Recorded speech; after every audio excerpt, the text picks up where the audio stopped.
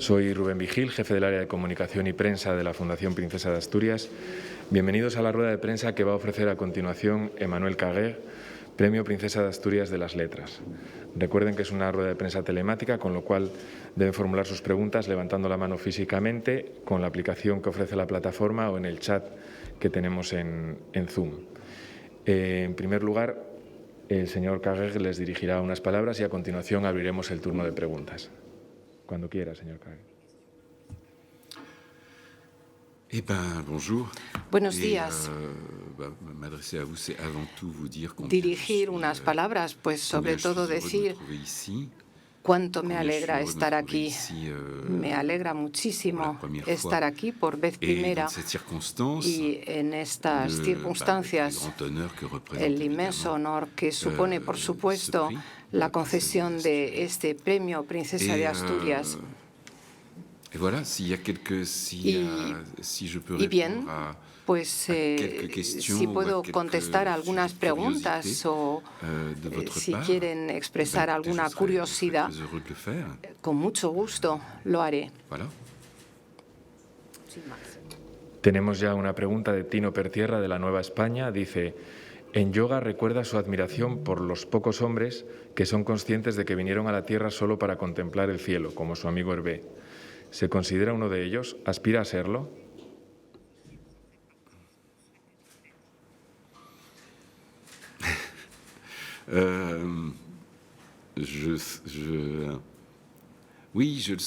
Sí, aspiro a serlo, pero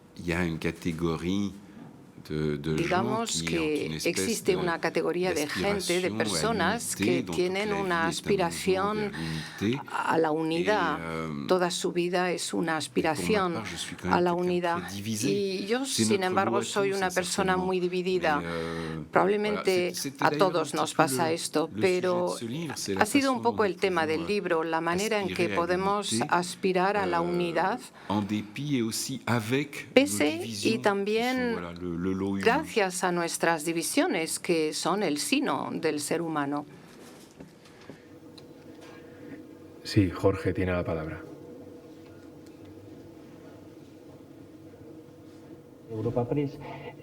Quiero referirme a la idea de lo políticamente correcto y el miedo que existe en personas que se dedican a la literatura o la comunicación en general a emitir opiniones discordantes por temor a ofender a alguien, con ejércitos en redes sociales dispuestos a laminar a quien opine distinto y con consecuencias como despidos de personas en trabajo o manifestaciones en las universidades frente a determinadas conferencias.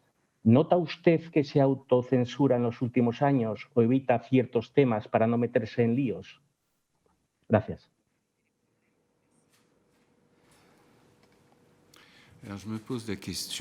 Me hago la pregunta si me autocensuro.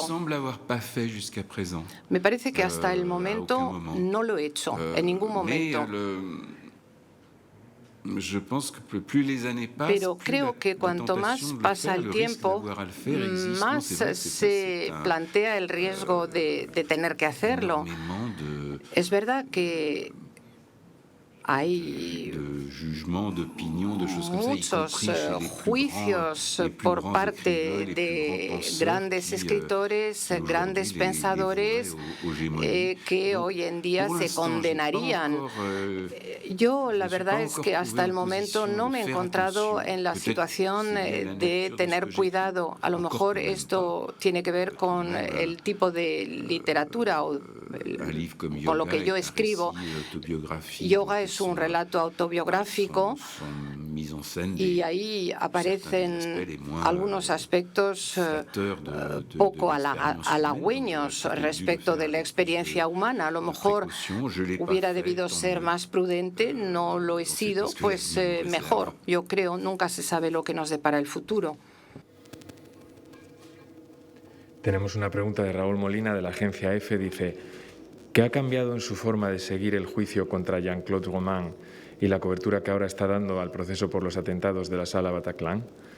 Pese a las diferencias entre aquel acusado y los terroristas a los que ahora se juzga, ¿aprecia algún paralelismo entre ambos?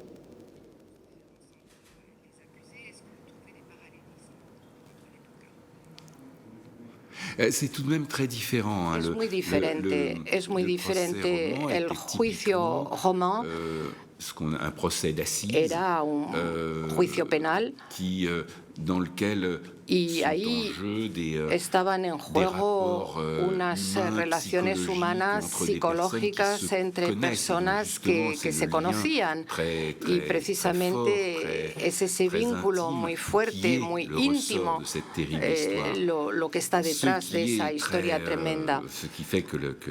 Y estos atentados están en las antípodas de alguna forma, porque precisamente no hay vínculo alguno entre los asesinos y los asesinados. No solamente no se conocían, sino que los asesinados ni siquiera podían imaginarse la existencia de estos asesinos. Fue una sorpresa completa. Fueron asesinados de manera arbitraria, no existía vínculo alguno, y de hecho es casi la definición del terrorismo. Lo que es aterrador es precisamente el hecho de que uno no se puede hurtar a ello en la medida en que no hay ninguna razón, por pequeña que sea, que pueda explicar el crimen. No hablo de justificarlo. Tenemos otra pregunta de Tino Pertierra, de La Nueva España. Dice: ¿dirigir a actores es más o menos estresante que pelear con los personajes de un libro?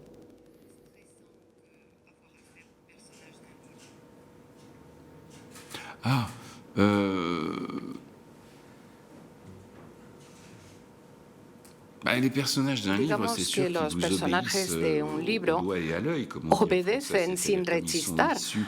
Es decir, que como emanan de uno mismo. Pero el tipo de libro que yo escribo tiene personajes que no suelen salir completamente de la imaginación, y por lo tanto pues surgen cuestiones bastante parecidas a los que surgen cuando se dirigen actores. Según mi experiencia, dirigir actores, bueno, lo he hecho 2 veces, siempre ha sido algo bastante fácil, o por lo menos algo que ha transcurrido en condiciones humanamente amigables, de confianza y agradables, ya sea con actores profesionales o, como ha sido el caso en la última película que he dirigido, que se va a proyectar en Oviedo esta noche, con actores no profesionales como las actrices que están junto a Juliette Binoche. Nos pregunta también Tino Pertierra si volverá a la ficción y si la pandemia le ha inspirado alguna idea. Volver a la ficción, digamos que no forma parte de mis proyectos inmediatos. Nada es imposible, pero no tiene por qué surgir próximamente. La pandemia, digamos que para mí no está a la orden del día, pero sin embargo está claro que es un reto para todos los escritores, realizadores, gente que quiere dar una representación realista del mundo y de la realidad. Hoy por hoy, que yo sepa, todavía no ha salido ninguna serie, película, libro, pero seguramente llegará. Seguramente un acontecimiento mundial de este calibre, pues en algún momento se llevará o se va a representar. Raúl Molina, de la agencia EFE, pregunta: ¿se siente cómodo si se etiqueta su obra dentro de lo que un día se denominó nuevo periodismo?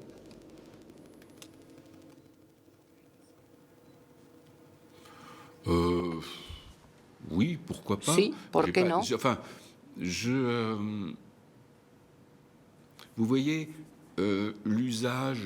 En Francia, y no sé si es así en España, bajo el título de un libro se suele poner otro subtítulo, como por ejemplo novela. Yo llevo mucho tiempo sin poner novela.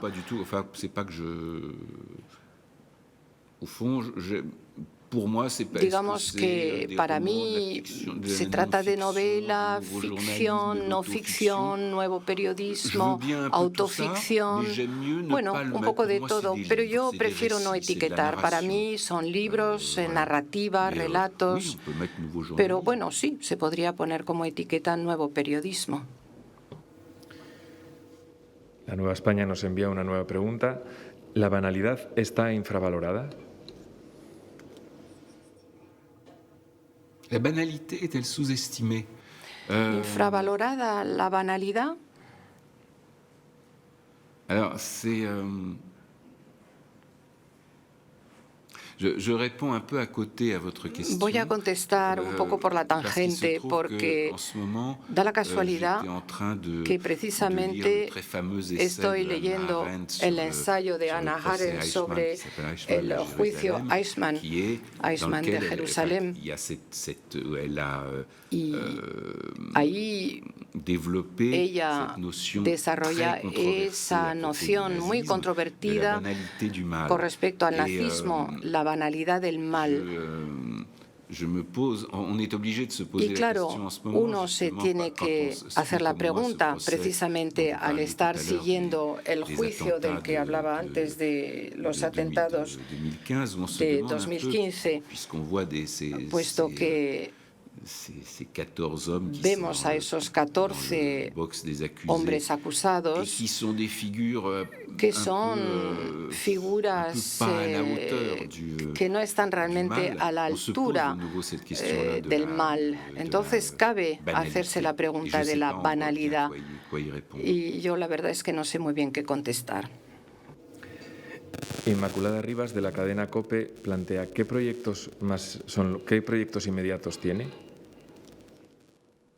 El proyecto inmediato es el que estábamos comentando, es decir, cubrir este juicio que dura un año, que va a durar un año, que se inició en septiembre y que concluirá, en el mejor de los casos, a final del mes de mayo.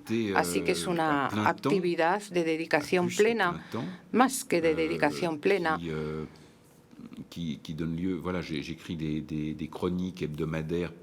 Escribo crónicas semanales para la revista francesa El Obs y sé que se publican también en el país. Es más que un proyecto, es una actividad que probablemente dará lugar a un libro. Pero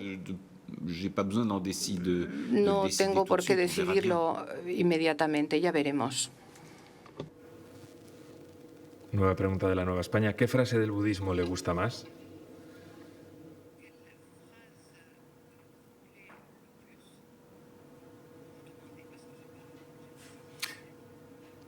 ¿Quelle phrase me plaît le plus? ¿Qué frase me gusta más?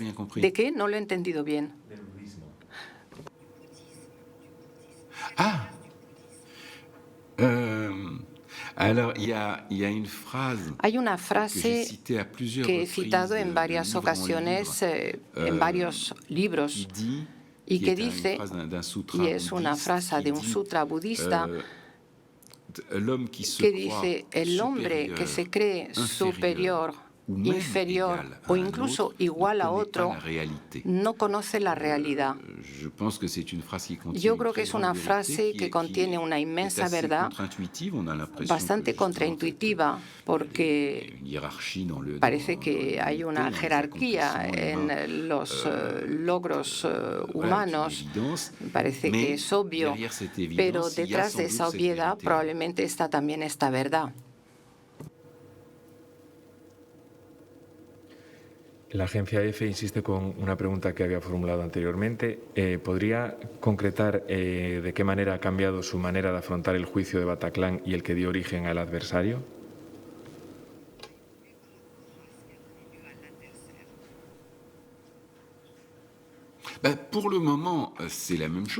Digamos que por ahora es lo mismo. Estoy siguiendo un juicio. Un juicio es una dramaturgia muy fuerte, es algo incluso adictivo, un proceso, un juicio de este tipo. Los cronistas judiciales, los periodistas que siguen, que cubren los juicios, pues son gente que no cambiarían su actividad por nada en el mundo. Así que, de alguna manera, es igual, solo que hay esa diferencia de duración. El juicio Roman duró 2 semanas, más o menos, mientras que aquí van a ser 9 meses. Es decir, que uno se instala en la duración, en un aliento completamente diferente, y es un juicio en el que los crímenes son muy, muy diferentes. Nueva pregunta de la Nueva España. ¿Qué le indigna más cuando ve las noticias diarias?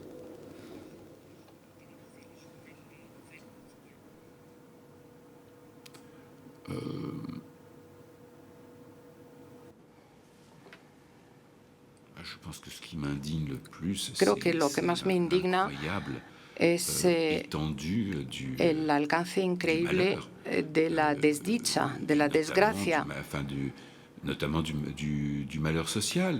La desdicha social,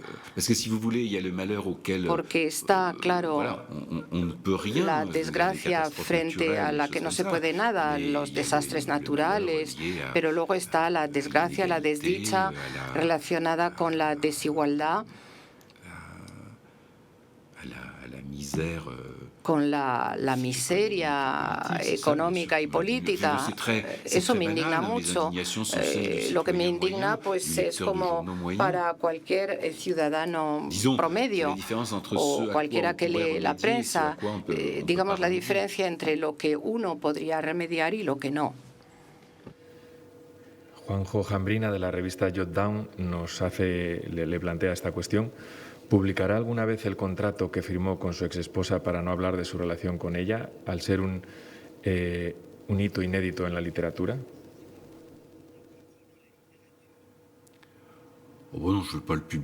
No, seguramente no lo publicaré.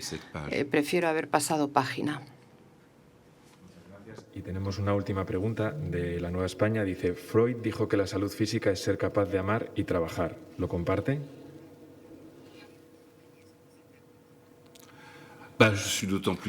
Tanto más de acuerdo cuanto que yo mismo he citado esta frase. Sí, me parece que realmente este criterio de la salud psíquica, el ser capaz de amar y trabajar, me parece, sí, es algo muy convincente, muy práctico.